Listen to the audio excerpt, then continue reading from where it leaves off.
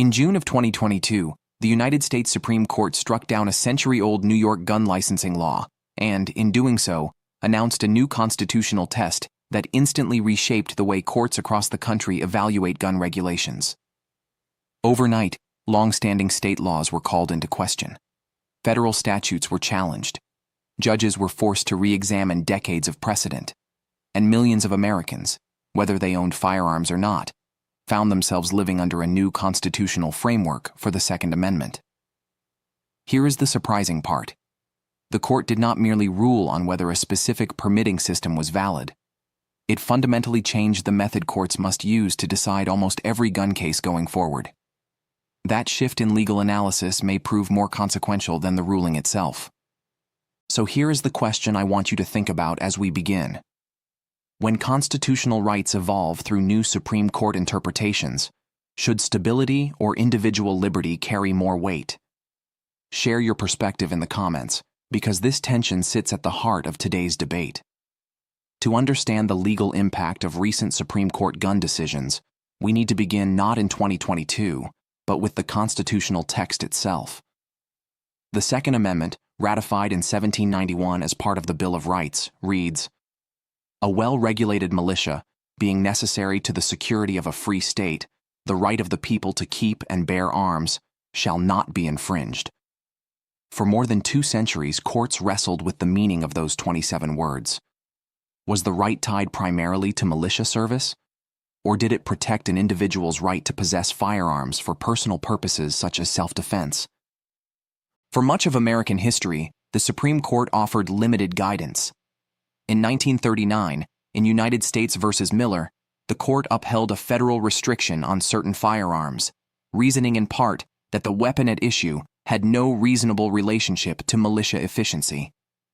Miller was often cited as suggesting a militia-centered interpretation, but the opinion was brief and left many questions unresolved.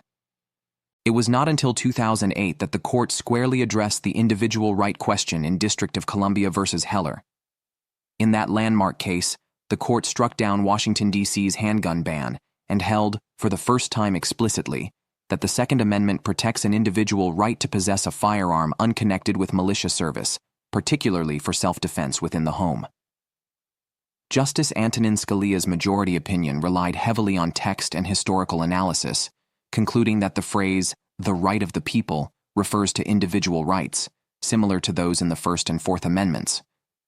But Heller did not declare all gun regulations unconstitutional. In fact, the court went out of its way to say that the right is not unlimited. The opinion specifically referenced long-standing prohibitions on possession by felons and the mentally ill, bans on carrying firearms in sensitive places like schools and government buildings, and conditions on commercial sales as examples of presumptively lawful measures. 2 years later, in McDonald v. City of Chicago, the court held that the Second Amendment applies to the states through the 14th Amendment, meaning state and local governments were equally bound by its protections. After Heller and McDonald, lower federal courts developed a 2-step framework for evaluating gun laws. First, courts would ask whether the challenged law burdened conduct protected by the Second Amendment. If it did, courts would then apply a level of scrutiny, often intermediate scrutiny, to assess whether the law reasonably advanced an important governmental interest, such as public safety. Under this balancing approach, many gun regulations were upheld. That framework remained in place until 2022, when the Supreme Court decided New York State Rifle and Pistol Association v. Bruen. The case centered on New York's proper cause requirement for obtaining a license to carry a concealed handgun in public. Under that law, applicants had to demonstrate a special need for self-defense beyond that of the general public. 2 residents who were denied licenses challenged the requirement as unconstitutional. The court, in a 6-3 decision, struck down the law. But the most significant part of the opinion was not merely the conclusion, it was the reasoning.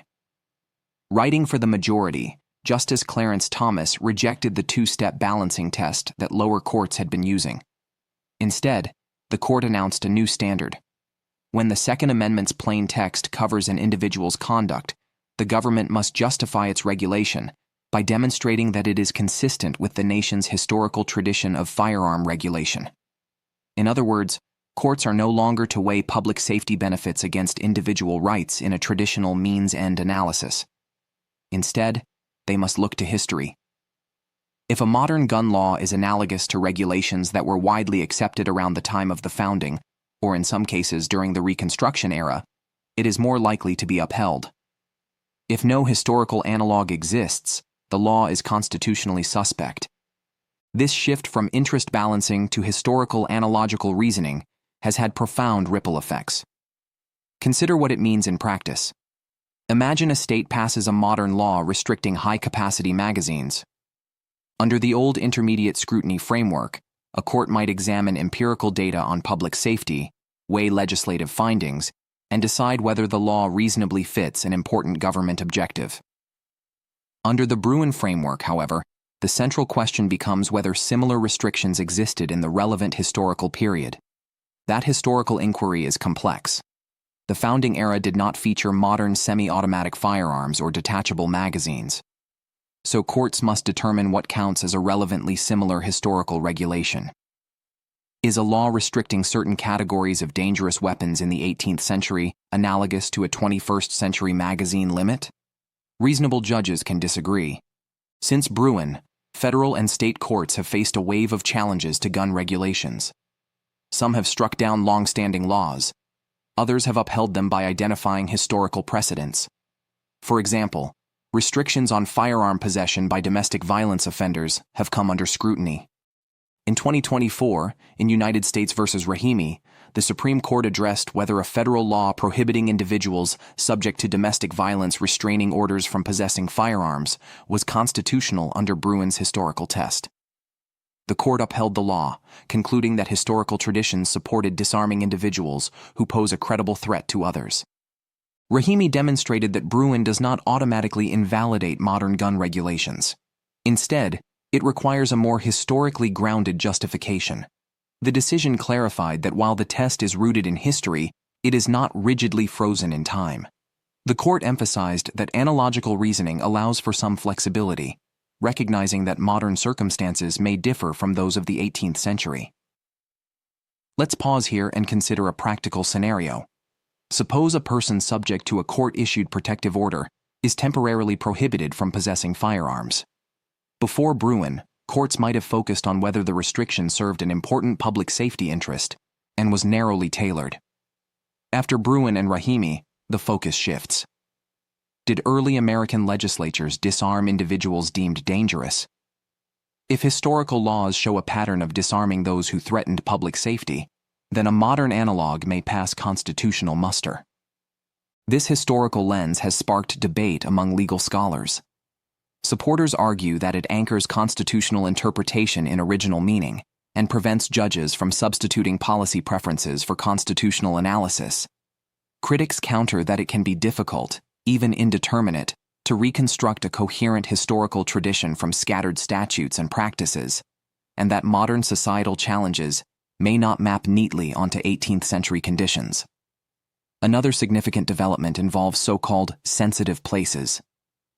In Bruen, the court reaffirmed that firearms may be prohibited in sensitive locations, such as schools and government buildings, but it cautioned against overly expansive definitions. Since then, states have attempted to designate new categories of sensitive places, including public transportation, entertainment venues, and even large portions of cities. Courts have been tasked with determining whether these designations are consistent with historical tradition.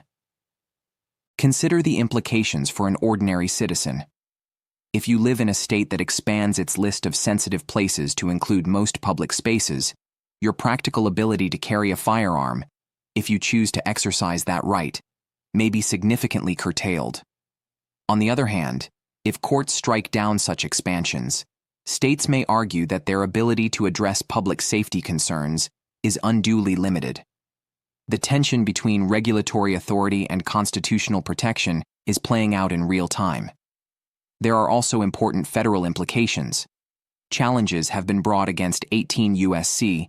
Parf. 922G, the federal statute that prohibits certain categories of individuals, such as felons, from possessing firearms. Some lower courts have upheld these prohibitions by pointing to historical traditions of disarming individuals who were not considered law-abiding responsible citizens. Others have scrutinized whether nonviolent felons, in particular, fit within that historical tradition. These cases illustrate that Bruen did not provide all the answers. Instead, it set the rules of the game. The actual outcomes depend on how courts interpret historical evidence and apply analogical reasoning. This means the legal landscape remains in flux. Let's address a common misconception. Some believe that the Supreme Court's recent decisions mean that all gun laws are unconstitutional. That is not accurate. Heller itself stated that the right secured by the Second Amendment is not unlimited. Bruen reaffirmed that certain long-standing prohibitions remain presumptively lawful. Rahimi confirmed that dangerous individuals can be disarmed consistent with historical tradition. The court has not declared open season on all regulation. It has redefined the method by which regulations must be justified. Another misconception is that these decisions eliminate state authority over firearms. States retain significant regulatory power, but that power must now be exercised within the historical framework articulated by the court. Legislatures must craft laws that can be defended not only on policy grounds, but also on historical grounds. Now consider the broader constitutional context. The shift in Second Amendment jurisprudence parallels debates in other areas of constitutional law about originalism and the role of history. The court's embrace of a historical test in Bruen reflects a broader methodological trend. Whether one agrees with that approach or not, it underscores a fundamental point. Constitutional interpretation is not static. It evolves as the court clarifies its methods. At this stage, I want to ask you another question. Do you believe that constitutional rights should be interpreted primarily through historical understanding, or should contemporary societal needs play a larger role? There are thoughtful arguments on both sides, and your perspective helps enrich this conversation. From a practical standpoint, individuals navigating this landscape must remain cautious. The fact that a law is being challenged does not mean it is unenforceable. Until a court strikes down a statute, it remains binding. It is essential for viewers to understand that compliance with existing laws is critical, and anyone facing a specific legal issue should consult a qualified attorney in their jurisdiction. Constitutional doctrine can shift, but legal obligations remain real. Law enforcement agencies and policymakers are also adjusting. Training, permitting systems, and enforcement priorities have been reevaluated in light of Bruen. Some states moved from discretionary licensing schemes to objective, shall-issue systems. Others revised their statutory language to align with the court's guidance. The dynamic between federal and state authority continues to evolve. Perhaps one of the most significant long-term impacts is procedural. Because Bruen altered the legal test, cases previously decided under intermediate scrutiny are being revisited. Litigants are filing new challenges. Appellate courts are issuing divergent opinions. This increases the likelihood that the Supreme Court will be asked to clarify the scope of its historical framework in future terms.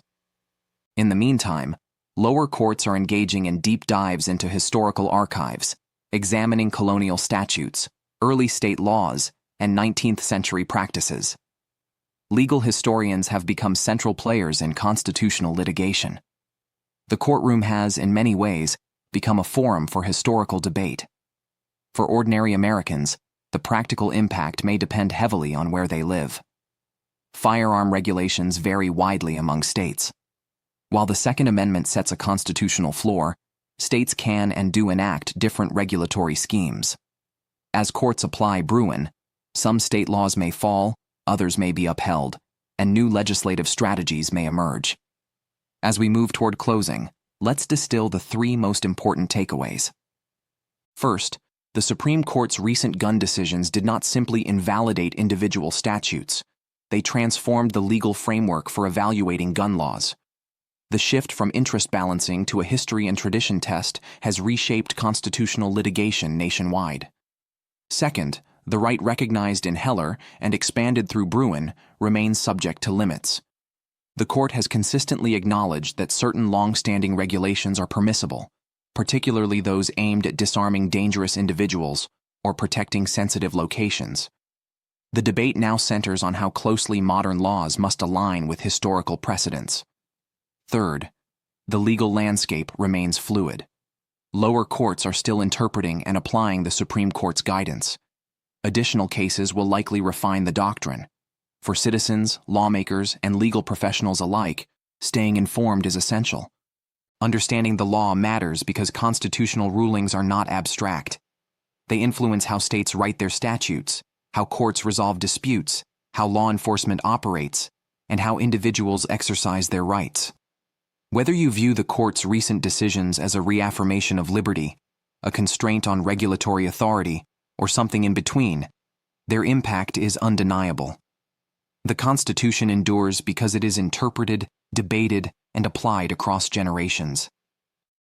The conversation about the Second Amendment is far from over, and as history continues to unfold in courtrooms across the country, the responsibility to understand these developments belongs to all of us.